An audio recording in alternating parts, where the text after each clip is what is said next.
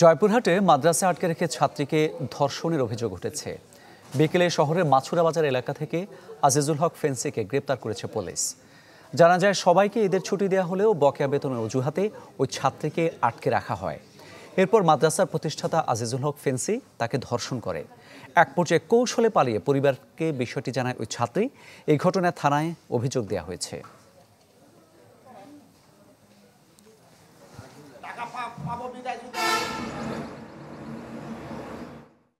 মাদ্রাসার প্রতিষ্ঠাতার উপর এটা আসছে যে প্রতিষ্ঠাতা নিজে ধর্ষণ করছে। আমরা বিষয়টি নিয়ে প্রাথমিক তদন্ত করছি এবং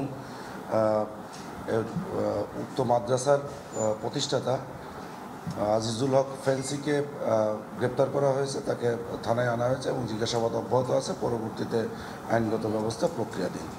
নগদের কাছে সব গ্রাহকই প্রিয়, তাই তো সারা দেশে ক্যাশ আউট চার্জ সবচেয়ে কম।